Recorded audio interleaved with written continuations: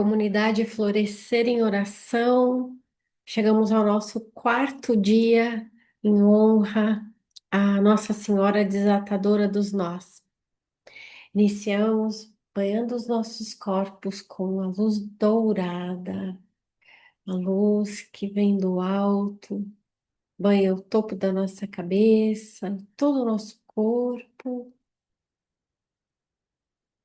E essa luz vai reverberando pelo ambiente onde estamos e nos percebemos, assim como no quadro da Virgem, envoltos em luz dourada. Permitimos que os anjos que acompanham a Virgem, juntamente do nosso anjo guardião, fiquem conosco durante esse tempo de oração. Amorosamente pegamos a nossa fita, o nosso cordão, para que possamos entregar, desatar, cada vez mais irmos deslizando pela fita ou pelo cordão, conforme a tua escolha, assim como no quadro. Chega por um lado, cheio de nós, sai por outro lado, a fita do belo amor. Para esse quarto dia, quero trazer o que nós, em comunidade, queríamos também pedir como recurso, o recurso da fé, do tônus espiritual, a coragem do passo a passo, a fortitude, fortitude que é muito mais que fortaleza ainda, a fé. Segundo o dicionário, um sentido da palavra fé pode ser uma certeza íntima sobre um fato ou a verdade de algo abstrato. O próprio quadro da Virgem Maria é um ato de fé do pintor alemão que fez essa pintura traduzindo do sutil, do abstrato para o concreto, a imagem da Virgem, que desata os nós. A imagem da Virgem que nos ajuda a desenrolar as consciências, serviu ali amorosamente. É um ato de fé, porque na verdade Nossa Senhora nunca fez uma aparição como a desatadora, mas nós temos fé de que se ela tivesse um vulto, ela estaria assim, banhada pela luz dourada, acompanhada dos anjos, desenrolando, nos ajudando a desenrolar, a desfazer os nós que nos aprisionam. Isso é um ato de fé. Um ato de fé é nós nos colocarmos num percurso de oração. Uma novena é um ato de fé. Um percurso de oração é uma peregrinação junto ao divino. Eu fiquei assim emocionada quando eu percebi isso. Puxa vida, a gente está peregrinando junto à desatadora. A gente está com o divino durante esses 9 dias. Que beleza! Nos colocarmos para parar alguns minutos do nosso dia para estarmos juntas é uma peregrinação. E aí, eu quero trazer hoje uma narrativa. Eu quero narrar o que algumas amigas minhas costumam dizer, quero trazer aqui o que o YouTube Oráculo acabou me trazendo. Eu recebi um vídeo de forma aleatória pelo algoritmo, né? A gente sabe que não é aleatório, mas fiquei feliz que fosse esse vídeo de um peregrino, é um rapaz que se chama Ricardo Santiago. Nesse vídeo, era um vídeo longo, onde ele fazia o quarto dia em peregrinação do caminho de Santiago, o caminho mais desafiante que existe, que é o caminho primitivo. É um caminho de muitas subidas e descidas, de muitas montanhas, de lugares bem rústicos. E me tocou absurdamente esse rapaz, porque ele mostrava o que tinha acontecido no dia dele, nesse quarto dia, que também é o nosso, aqui e agora, o nosso quarto dia. E aí ele narrava que ele saiu de manhã de uma das cidades na Espanha e começou a fazer o caminho. Ele carrega uma mochila bem pesada, porque ele também está carregando o material para filmagem, então tem o celular, ele grava, o tripé dele é o próprio bastão que o ajuda na caminhada, e ele tem um drone. Então isso faz com que a bagagem dele tenha quase 15 quilos, é bastante coisa para caminhada longa de 30 quilômetros, 37. Bom, nesse dia que eu quero narrar, que foi o quarto dia dele, Ricardo Santana, no caminho primitivo, ele já tinha percorrido muitos quilômetros, e ele não tinha feito uma reserva em um dos albergues na cidade onde ele ia passar. E quando ele chegou lá, eram 4:30 da tarde, ele não conseguiu realmente ficar naquela cidade e tentou algumas coisas, mas realmente não foi possível, então ele seguiu viagem para a próxima cidade. Ele já tinha andado muitos quilômetros. Ele estava cansado, com fome, mas ele falou: Não, vou andar na próxima e vamos ver o que vai acontecer. Um ato de fé. Na próxima, eu acho que eu vou ter um lugar para poder descansar, para poder dormir em segurança. Seguiu. Andou mais 6 ou 7 quilômetros, não me lembro muito bem. O que é importante lembrar é que ele chega nessa outra cidade e ele estava com fome, ele estava com sede, daí ele compra algumas bananas, cereais, iogurte, e ele percebe que não tem também lugar ali para ele. E ele começa a procurar por uma igreja. Porque pode ser que em algum lugar da igreja ele conseguisse dormir. Isso já eram 7:30 da noite, ainda estava claro, porque na Europa em maio ainda está claro, mas ele estava muito cansado e com frio.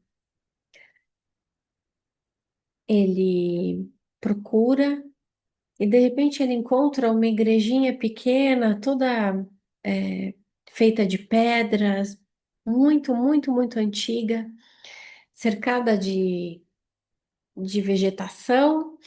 E ele vai em direção à porta, uma porta de madeira, igreja de pedra, pequena, como eu já disse.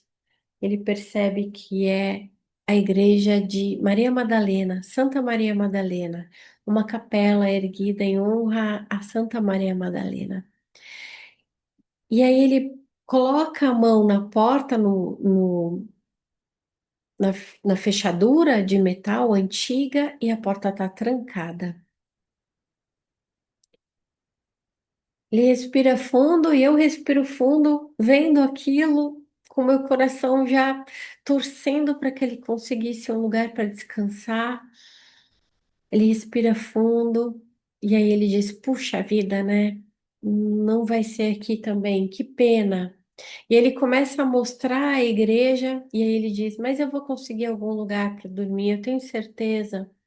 Ele vai dando a volta na capela, nesse lugar. E quando ele chega do outro lado, a vegetação está mais alta, quase que como se tivesse abandonada. Tem uma outra porta ali, ele toca a porta uma fechadura de ferro, sem imaginar que a mão dele fosse abrir a porta e aquela segunda porta é aberta. E ele se depara com uma anticâmara, né? Uma espécie de saleta antes de entrar na igreja. Essa saleta era de piso de pedra, não existiam móveis, mas ela era fechada, era um abrigo. Existia ali uma cadeira, um banquinho com um carimbo que ele podia carimbar o passaporte dele, que ele esteve ali.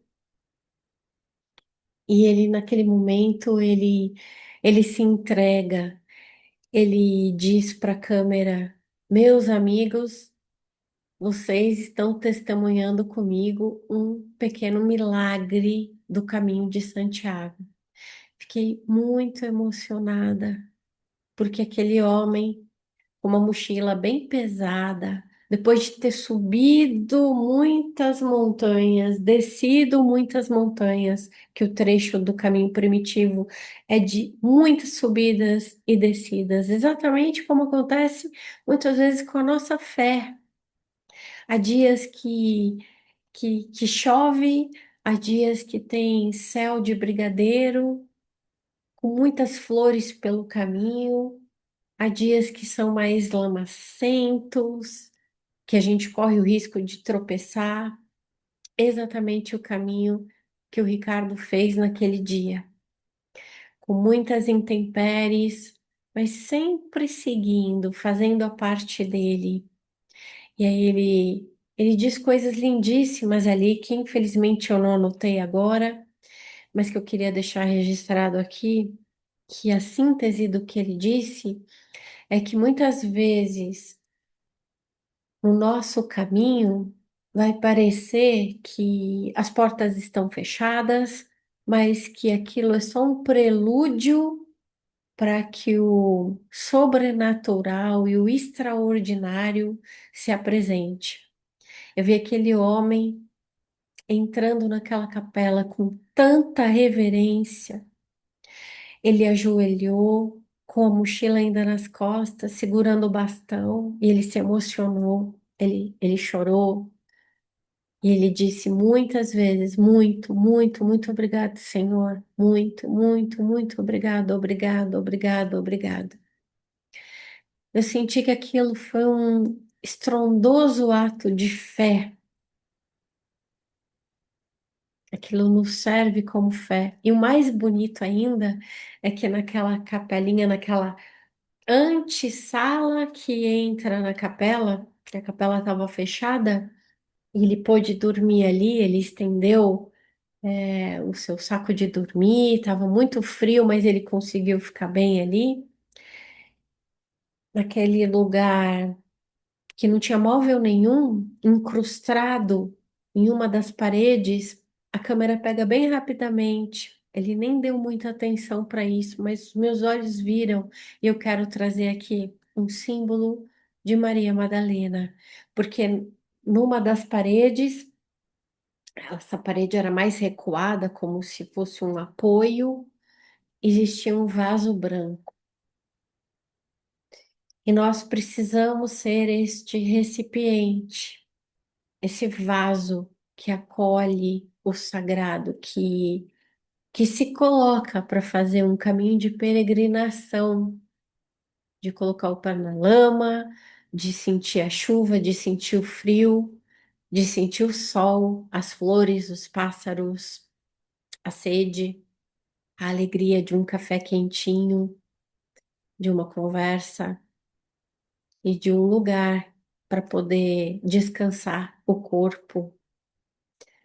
Achei aquilo muito lindo e como se fosse um pequeno milagre, né? Chegou para mim também aquele trechinho da música que eu vou pedir a você que seja generosa, generoso comigo, porque eu vou cantar. Aquele trechinho que diz assim: Entra na minha casa.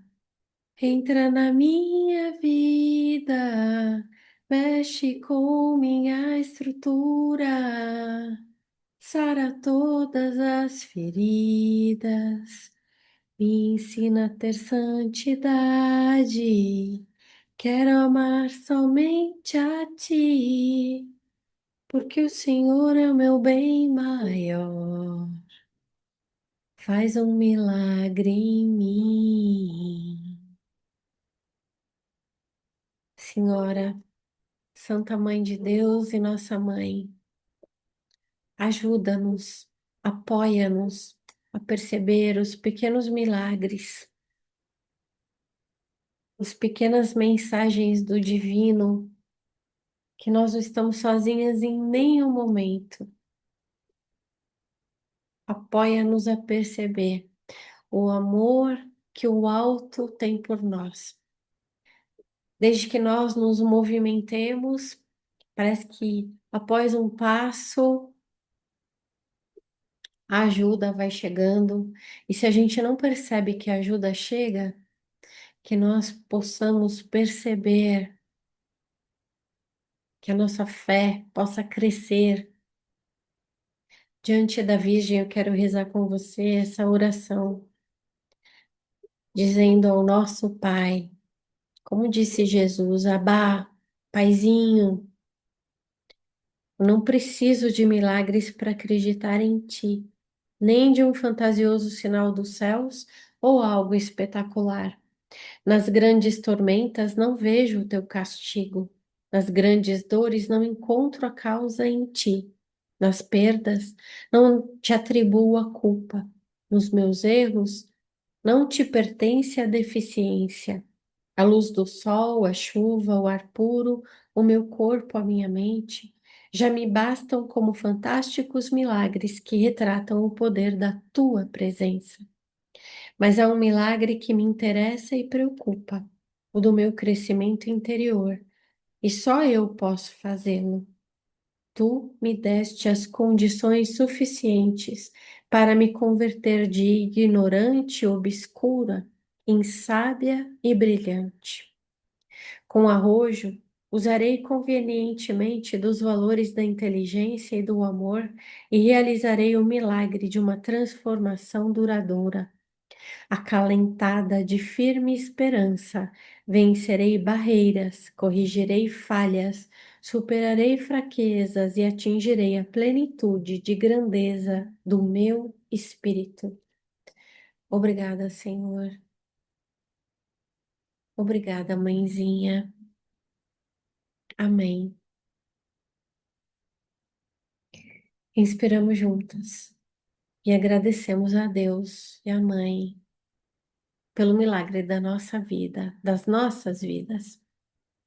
Assim seja, assim seja, assim é.